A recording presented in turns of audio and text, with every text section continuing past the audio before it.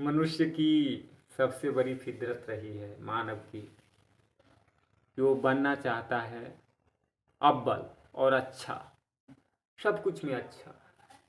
और अच्छाई करने में भी वो कंपटीशन प्रतियोगिता करता है कि मैं उससे अच्छा आदमी हूँ, मैं उससे अच्छा इंसान हूँ। ये प्रतियोगिता है। इस प्रतियोगिता में इंसान लगा रहता है कि मैं तो उससे अच्छा हूँ यार, वो कार्य तो कितना भी कुछ हो गया लेकिन उसने ये कार्य नहीं किया। ये एक कंपटीशन, ये प्रतियोगिता। कभी कभी इंसान ना दूसरे को अच्छा कहा जाता है और हमें खुद को अच्छा नहीं कहा जाता है, तो बड़ा मन के अंदर दुख होता है कि मेरे अंदर भी अच्छाई क्यों नहीं आई, जबकि आपने अपने अंदर अच्छाई विकसित कर ली, आया अच्छाई का गुण। लेकिन बड़ी लीला आशा होती है कि उस प्रतियोगिता के कंपटीशन के दौर में हम भी रहते, हमारा भी नाम होता। लोग बात सुनते नहीं है, बहुत बड़े संत हुए हैं, बहुत अच्छे संत हुए हैं।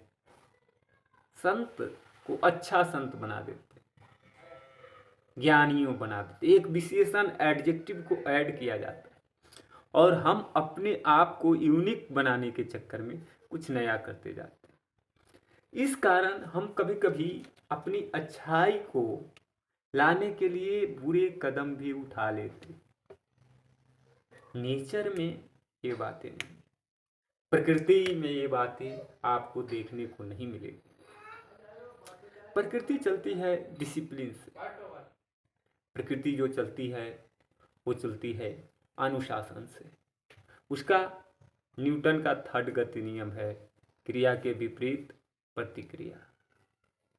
यही इसी नियम से, इसी लॉ से आपका ये नेचर चलती है। दूसरा कोई लॉ नहीं है, दूसरी कोई सिद्धांत नहीं है, एक ही सिद्धांत है। तो जब हम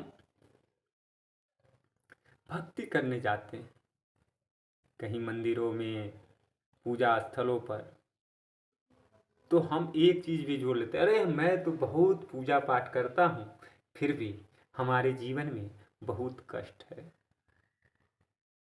तो जो आपसे पूजा पूजा पाठ करवा रहा है उसने आपको आ करके कहा नहीं कि तू मेरा पूजा पाठ कर और तेरा मैं कष्ट दूर कर दूंगा।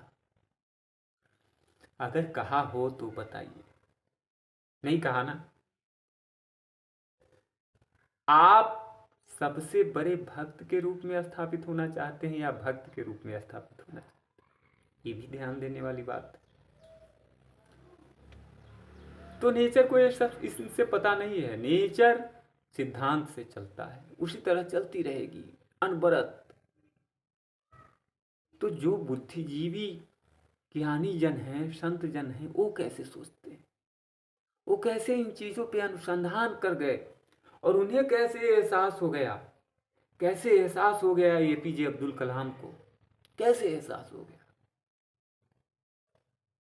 वो कैसे एहसास हुआ स्वामी विवेकानंद को, कैसे एहसास हो गया। मैं बाबा, अपने बाबा का तो नाम ही नहीं लूंगा, बाबा तो हमारे अद्वितीय है, लेकिन कैसे एहसास हुआ कि अच्छे और बुरे की बात नहीं है, बात है यहाँ मानव मात्र की। क्या हम मानव मात्र बन रहे हैं? क्या हम सच में मानव मात्र की तरफ बढ़ रहे हैं?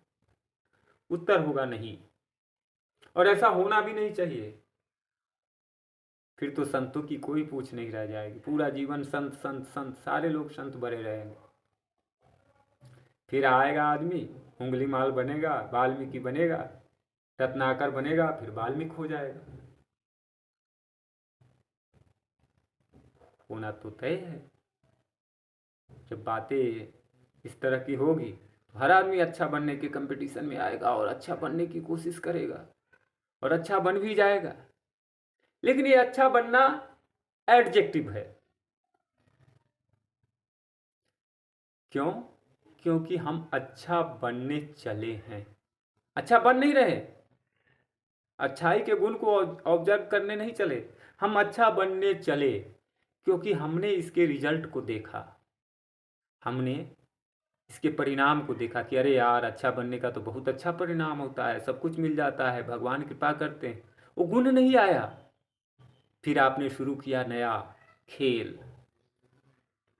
और आपने लोगों की मदद करनी शुरू की, सेवा भाव किया, मंदिरों में जाना शुरू किया, धर्म कर्म का काम शुरू किया, नाम जप शुरू किया।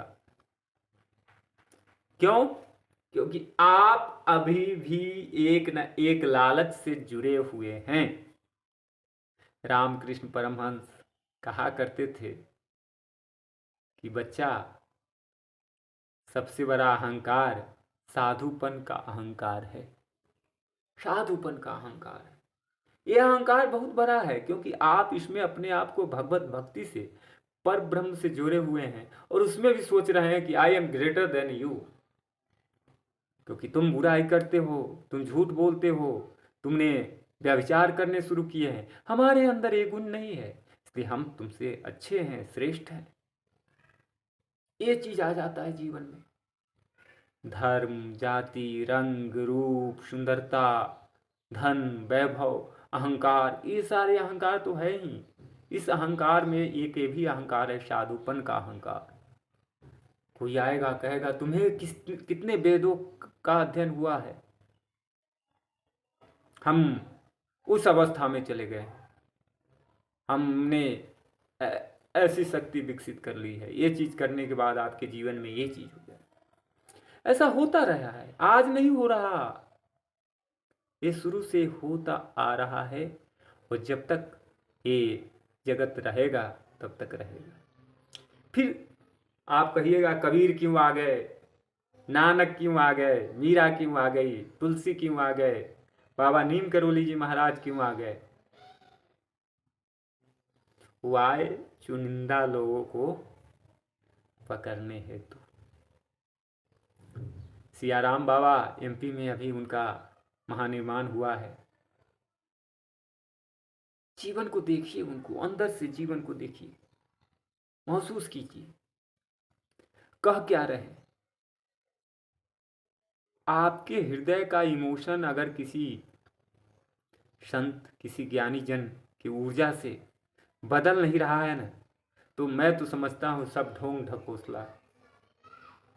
अब ढोंग ढकोसला, हृदय बदल जाए उसे देख के। क्या उनके वैभव को देख के, क्या उनके ऐश्वर्य को देख के? नहीं। संतों के समक्ष जब जाया जाता है तो उनके वैभव, उनके यश, उनके कीर्ति को नहीं देखा जाता, उनके अंदर जो दया और करुणा होती है उसे देखा जाता है। नीम करोली बाबा के पास लोग पहुंचते थे, ठाकुर रामकृष्ण के पास लोग पहुंचते थे, कैसे करुणा से वो गले लगाते थे। तो वो ऊर्जा है, और उस ऊर्जा को महसूस करते हैं लोग। हम जब भी जाते हैं तो इन्हीं ऊर्जाओं को महसूस करते हैं, यही ऊर्जा हमारे हृदय में प्रवाहित होती रहती है। इसीलिए हम किसी संत की समाधि स्थल पे जाते हैं, किसी देव दूत की, राम दूत की समाधि स्थल जाते हैं, तो हमारे आंखों से झरझर आंसू बहने लगते हैं, क्योंकि उनकी जो हृदय की अंतरंग आत्मा है, जो इस ब्रह्मांड में व्याप्त है, वो हमारे उस आत्मा के टच में आ जाती है। जब टच में आ जाती है तो अहम ब्रह्मास्मि फूट उठता है। आप और वो अलग थोड़े, आप उनसे अलग कर रहे हैं अपने आप को। आप किसी एक चीज से अलग है ही नहीं। क्षिति जल पावक गगन समीरा, पंच तत्व रजी शरीरा। सर, मौसम बदलता है तो आप बदल जाते हैं। लोगों ने गाना बना रखा है कि मौसम की तरह तुम बदल तो नहीं जाओगे। लोगों ने तो ये तक गाना बना रखे, लेकिन मौसम बदलता है तो इंसान बदलता है। देखिएगा, शरीर की सारी चीजें बदलने लगेगी। चाय की मांग हो जाएगी, बरसात शुरू हो जाएगा, पकौड़ी की मांग हो जाएगी। ये मांग होती है।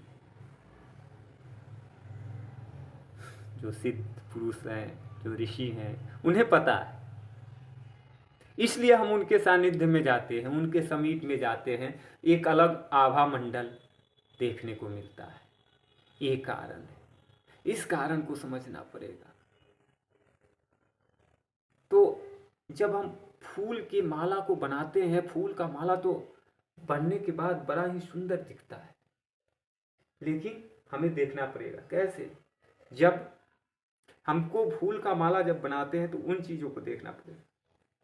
अब मैं आपको कुछ प्रयोग करके ही बता देता। और सुई में जो धागा लगता है ना, पतली सी छेद होती है, उसमें लगाना होता है। तो फिर कितना सूक्ष्मतम चीज प्राप्त करना है हमें। आप मत जाइए किसी संत के पास, किसी सिद्ध पुरुष के पास, जाने की जरूरत भी नहीं है। अगर आप नहीं मानते इन चीजों को, मत जाइए। लेकिन कुछ क्षण के लिए आप अपने से तो बात कीजिए, अपने आप को तो देखिए। लोग कहता है कि हम उनके लिए जिंदा हैं। उनके लिए जिंदा रह करके आपका क्या मतलब है? कोई किसी के लिए जिंदा नहीं रहता। और जब तक आप स्वयं के लिए नहीं हैं, आप स्वयं से मोहब्बत नहीं कर रहे हैं, तो दूसरे से प्रेम आप कैसे कर सकते हैं बताइए। लोग कहते हैं हमने त्याग किया। त्याग की जरूरत नहीं है। आप अगर अगले को खुश देखना चाहते हैं तो आपके हृदय की अंतरंगता चाहती है कि वो खुश हो जाए, क्योंकि आपका उनके साथ अटैचमेंट बन चुका है। इसी को दूसरे भाषा में बहुत बड़े बड़े लोगों ने बहुत चीज़ कही। तो हमें ऑब्जर्व करना पड़ेगा अपने आप को। हम तो एक सेकेंड क्या हम शांत रह पा रहे हैं? अरे मुझे छोड़ दो, शांत रहने दो, मुझे नाम जाप करना है, मुझे ध्यान करना है, मेडिटेशन करना है। हो रहा है? नहीं हो रहा। अगर ध्यान हो जाए, नाम जप हो जाए, मेडिटेशन हो जाए, अच्छी बात है, लेकिन हो तो नहीं रहा। अब नहीं होने का मतलब क्या लगाया जाए? मुझे आप पागल कह सकते हैं, दीवाना कह सकते हैं, लोभी कह सकते हैं, अहंकारी कह सकते हैं, ठग कह सकते हैं, मरियल आदमी कह सकते हैं कि अरे तू मरा हुआ इंसान, तू इस तरह की बात मेरे को सिखाने चला है। लेकिन आप मेरे कहे हुए बात पर थोड़ा गौर कीजिएगा कि उसने ये बात क्यों कही। क्योंकि हम एक न एक अहंकार को लेकर के चल रहे हैं। अगर हम अपने आप को मूर्ख कहते हैं तो ये भी अहंकार छिपा हुआ है। हम तो किसी की हेल्प कर ही नहीं पाएंगे, हम मूर्ख हैं। हमें तो भगवान ने कुछ दिया नहीं, हम क्यों किसी को हेल्प करने जाएं। और अगर आप किसी की हेल्प करते हैं तो भी अहंकार है, अरे मैंने उसको इतना कर दिया। इसके सूक्ष्म को समझना पड़ेगा। और जब इस सूक्ष्म को हम समझ पाएंगे तो इसीलिए प्रसाद कहा है उसको। प्रसाद अर्पित करो, प्रसाद। भोजन तो नहीं कहा, प्रसाद। क्योंकि हमें उस भोजन की अंतर्दृष्टि भी हटे, इसीलिए कि भगवा कहा, भगवान मतलब इससे आंतरिक दृष्टि से हम हट जाए। और भगवा हम पहने हुए हैं और पूरा माल मटेरियल जमा कर रहे हैं। चलता है जीवन, इसी तरह से चलता है। लेकिन हमारा इष्ट हमसे कब क्या करवाएगा, इस चीज को अब जानना है। अब अंतिम पहलू मैं आपको बताने जा रहा हूं। इस पहलू को अगर हमने समझ लिया तो बड़ी अच्छी बात होगी। आपका हमारा अस्तित्व तो जब से सृष्टि है तब से है। अब सृष्टि कब से है ये मत पूछिएगा। तो जब हमारे मर्जी से कोई कार्य नहीं होता है, हो रहा है, तो कोई ना कोई मर्जी करने वाला है। ये अगर दिमाग है तो दिमाग का मेंटल है कि हमारे हमें घाव होता है, कोई बीमारी होती है, तो इसकी सूचना यहाँ मिलती है। तो वो सूचित करने वाला कौन है, उसे पता करना है। भगवान रमन महर्षि बड़ी अच्छी बात कहते हैं कि चलचित्र देखने हम थिएटर में चले जाते हैं, लेकिन मूल रूप से तो वो पर्दा ही है, उसी पे तो सब चला, उसी पे तो सिनेमा चली। उस मूल को ढूंढना है, और हम अगर उस मूल को ढूंढ पाए तो बड़ी बात।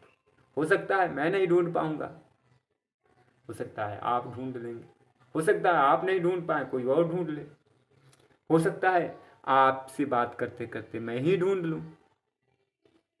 ये तय करने वाला भी वही है। इसलिए संतों की संगति, संतों के नाम को हमेशा याद रखिए। संत, तीर्थ, सरोवर सबसे बड़े हैं और संत का नाम बड़े हैं, इसीलिए संतों की जीवन गाथा कहानी पढ़ी जाती है। और कभी कभी हम संतों के नाम पे ठगा भी जाते हैं। जय श्री राम।